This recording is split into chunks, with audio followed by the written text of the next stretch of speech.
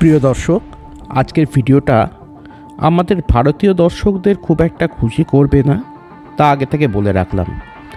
দিন দুই আগে চোখে পড়ল তুর্কির বেকার কোম্পানির চালকবিহীন বিমান কিজিলেলমা সফলভাবে তার বিভিআর ক্ষেপণাস্ত্রের সাহায্যে এক জেট পাওয়ার্ড এয়ারক্রাফটকে শটডাউন করে গোটা পৃথিবীর সামনে একটা দৃষ্টান্ত স্থাপন করেছে। এই স্টেলথ মাল্টিরোল বিমান MIUS প্রজেক্টের দ্বারা সাবসনিক জেট তৈরি করতে সক্ষম হয়েছে। ইভাশেঙ্কো প্রোগ্রেস AI-322F টার্বোফ্যান ইঞ্জিন এই জেটকে শক্তি যোগায়। 0.9 ম্যাক গতিতে এই জেট উঠতে পারে। কমব্যাট রেঞ্জ 930 কিলোমিটার এবং দুটো ইন্টারনাল এবং 6টা এক্সটার্নাল হার্ড পয়েন্ট এটা রয়েছে। সার্ভিস সিলিং 14,000 মিটার বা 45,000 ফুট এবং 1,500 কেজি পেলোড এটা সঙ্গে করে নিতে পারে।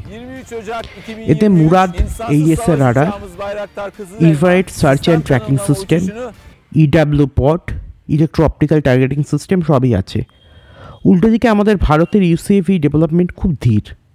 ভারতে 2021-এ এরো ইন্ডিয়াতে প্রথম হ্যালক্যাটস ওয়ারিয়ার প্রদর্শিত হয়। তারপর তার ডেভেলপমেন্ট সম্মুখ গতিতে হচ্ছে। রুস্তাম বা আর্চার NG এর ডেভেলপমেন্ট এখনও স্কেল মডেল স্টেজে রয়েছে। আর ঘাতক এখনও ডেভেলপমেন্ট তার স্ট্যাটাস কী রয়েছে সেটা স্পষ্ট নয়। 600+ কোম্পানি ড্রোন উৎপাদনের সঙ্গে ভারতে যুক্ত রয়েছে। তা সত্ত্বেও ভারতের হাতে আন্তর্জাতিক মানের লড়াকু ড্রোনের সংখ্যা শূন্য।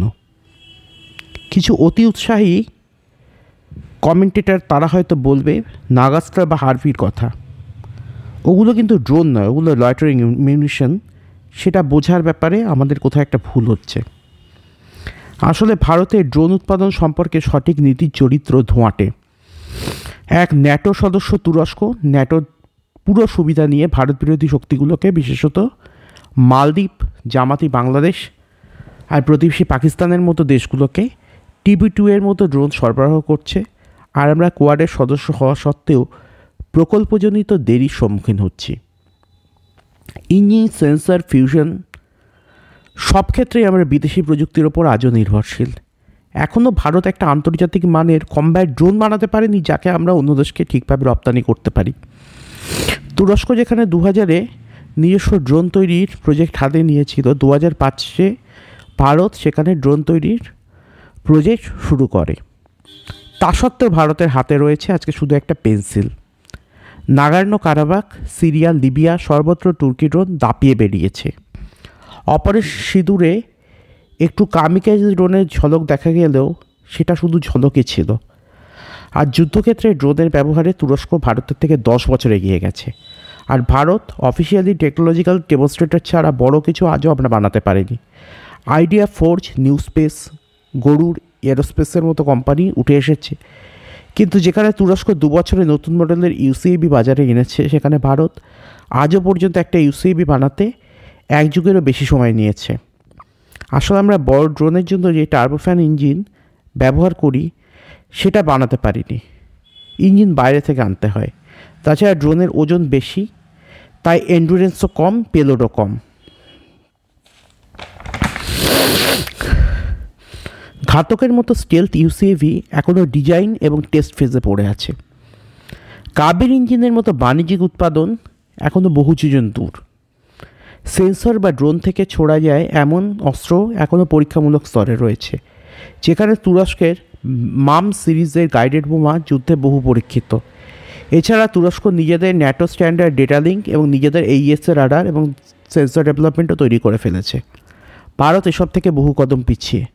আসলে ভারত রেকন ড্রোনের ওপর অতিরিক্ত নির্ভরশীল মিলিটারি ডক্ট্রিন নিয়েছে। তাছাড়া DRDO এবং HAL-এর মধ্যে কোলাবোরেশনজনিত সমস্যা, টেস্ট, অনুমোদন ও সিকিউরিটি চেকজনিত সমস্যা ড্রোনের ডেভেলপমেন্টের সমস্যা তৈরি করেছে।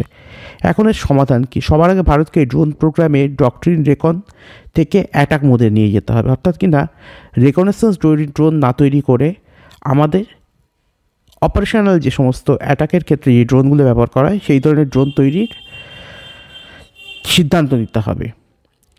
অনেক আগে যখন আমি অক্সিলারি ফোর্সে ছিলাম তখন একটা নীতিবাক্য শিখেছিলাম, আপগ্রেড অর পেরিশ। আমরা যদি এখনই ড্রোন প্রোগ্রামের ক্ষেত্রে সঠিক নীতি না নিই তাহলে শত্রুরা কিন্তু আমাদের থেকে কয়েক কদম এগিয়ে যাবে।